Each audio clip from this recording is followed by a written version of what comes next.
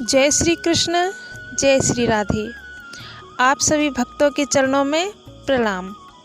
तो आज आपको सुनाने वाले हैं एक सच्ची कहानी। चैनल को सब्सक्राइब कर लीजिए और वीडियो को लाइक कीजिए।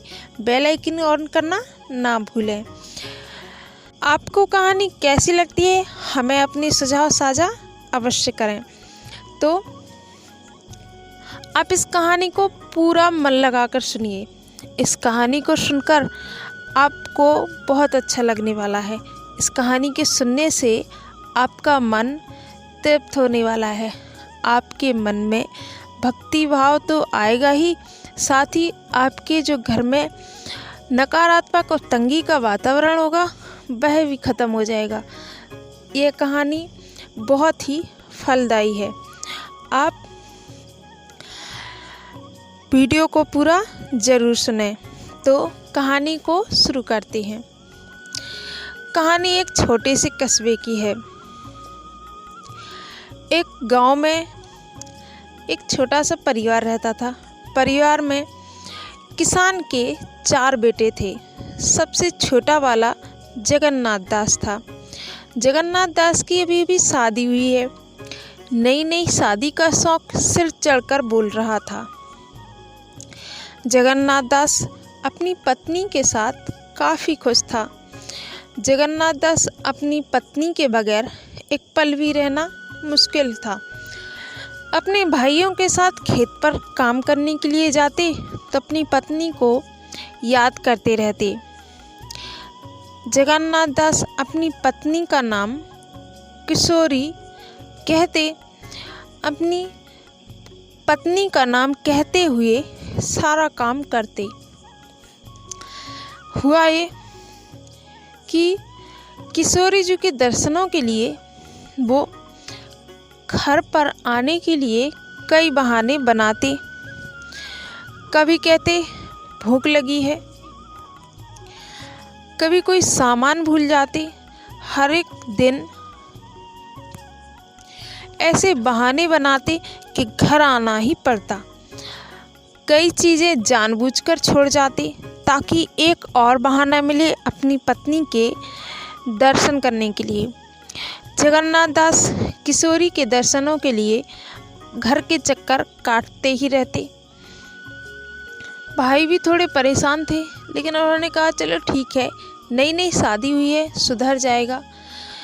एक दिन जगन्नाथ दास अपनी पत्नी को देखने आया और कुछ सामान लेकर गया और फिर थोड़ी देर में जब वापस आया तो उसने देखा कि जगन्नाथ दास की जो पत्नी किशोरी है वह भूमि पर अचेत पड़ी हुई है।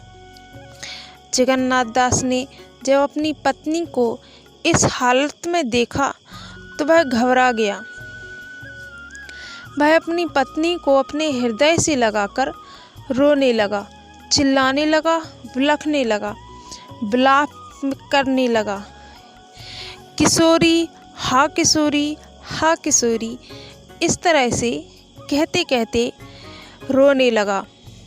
जब सभी ने बहुत समझाया, लेकिन जगन्नाथ दास अपनी पत्नी किशोरी को अपने हृदय से लगाए बैठे। 3 दिन बीत गए, लेकिन जगन्नाथ दास का जो अपनी पत्नी के विरह में दुख था वह कम होने का नाम ही नहीं ले रहा था। जगन्नाथ दास को बहुतेरा लोगों ने समझाया, लेकिन उसने एक भी बात नहीं मानी।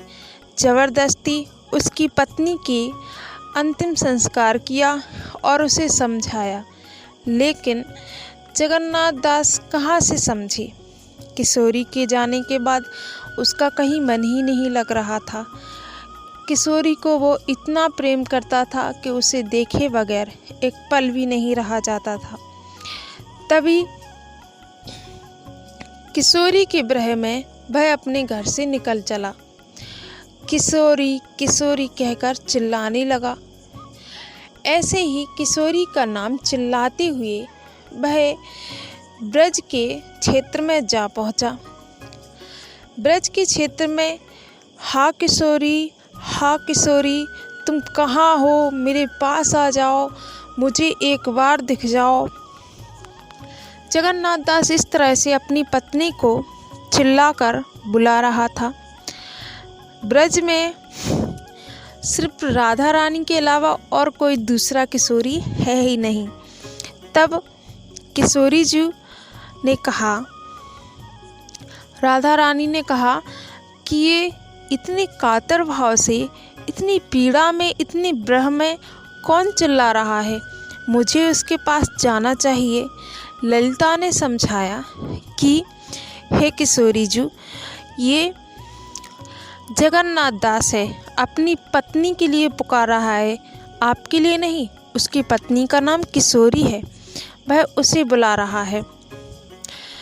तब श्री राधा ने कहा कि ललिता, वो भले ही अपनी पत्नी के लिए बुला रहा हो, लेकिन नाम वो मेरा ले रहा है। भाव को भाव कैसे भी मेरा ही नाम आ रहा है।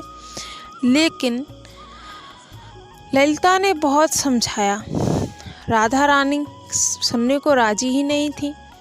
जगन्नाथ दास को दर्शन देने के लिए वह प्रकट हुई, और जब जगन्नाथ दास ने एक झलक श्री राधा रानी की उसने देखी तो वह अपनी पत्नी के विरह को भूल गया और राधा रानी की उस अलौकिक छवि को देखकर मूर्छित हो गया। तब ललिता भी साथ में थी। ललिता जी ने पानी का छिड़काव किया और जगन्नाथ दास को उठाया। जगन्नाथ दास ने फिर राधा रानी की तरफ देखा तो वह दोबारा मूर्छित हो गया। फिर राधा रानी ने अपना घूंघट कर लिया। ललिता ने समझाया कि तुम इस तरह से क्यों विलाप कर रही हो और ये बार बार तुम मूर्छित क्यों हो जाती हो। उसने बताया कि आपकी जो सखी है, जो आपके साथ आई हुई हैं, इनका सौंदर्य देखकर मेरी आँखों में समाता नहीं है, मेरे हृदय में बैठता नहीं है, इसलिए मैं बेहोश हो जाता हूँ, मुझे मूर्छा आ जाती है। ये इतनी सुंदर कि सौंदर्य नाम भी इनको कम पड़ जाए, ये इतनी सौंदर्य कैसी हो सकती है। मैं अपनी पत्नी के लिए इतना प्रेम करता था कि आज तक उसे भूल नहीं पाया, लेकिन ये तो साक्षात परमात्मा लग रही हैं मुझे। ये उस सौंदर्य का समुद्र है, इन जिनके सामने मेरी पत्नी इनके सौंदर्य की एक बूंद के बराबर भी नहीं थी। मैं कितना मूर्ख था जो अपनी पत्नी में इतना प्रेम कर बैठा। उस प्रेम का अगर लेस मात्र भी मैंने इनके चरणों में लगा दिया होता तो आज मैं यूं दुख के मारे यूं भूमि पर भटकता हुआ नहीं फिरता। ललिता ने बताया, ये श्री राधा हैं और तुम ब्रज भूमि में खड़े हो। ये यहाँ की अधिष्ठात्री देवी, यहाँ की महारानी है। जगन्नाथ दास चरणों में गिर गया और कातर भाव से विलाप करने लगा और श्री राधा रानी से क्षमा याचना करने लगा। ललिता ने कहा, तुम क्षमा किस बात की मांग रहे हो। उसने कहा, मैं अपनी मूर्खता पर क्षमा याचना कर रहा हूँ। मैं इस माया जाल में फंसा जा रहा हूँ। हे श्री राधे, मुझे अपने छोटे से जगह दे दो, अपने चरणों की धूल को मेरे माथे से लगा दो। श्री राधा रानी जगन्नाथ दास को दर्शन देकर अंतर्ध्यान हो गई और जगन्नाथ दास राधा चरणों में अपने को समर्पित कर चुका था। अब उसे कुछ भी भान नहीं था। जो विरह, जो प्रेम उसे अपनी पत्नी के लिए था, वह अब विरह, वह प्रेम श्री राधा के चरणों के लिए था। क्योंकि श्री राधा रानी के मुखमंडल की आभा देखकर वह मूर्छित हो रहा था। तब श्री राधा रानी ने घूंघट कर लिया और जगन्नाथ दास श्री राधा रानी के चरणों की ओर देखता रहा और अब उनके चरणों की छवि उसके हृदय की छाप बन गई और अब वह श्री राधा रानी के उन्हीं चरणों को ढूंढता हुआ भटक रहा था। तो कहानी आपको कैसी लगी? पसंद आई होगी तो वीडियो को लाइक कर दीजिए और कमेंट में जय श्री राधे लिखना बिल्कुल मत भूलना। जय श्री राधे, जय श्री कृष्ण।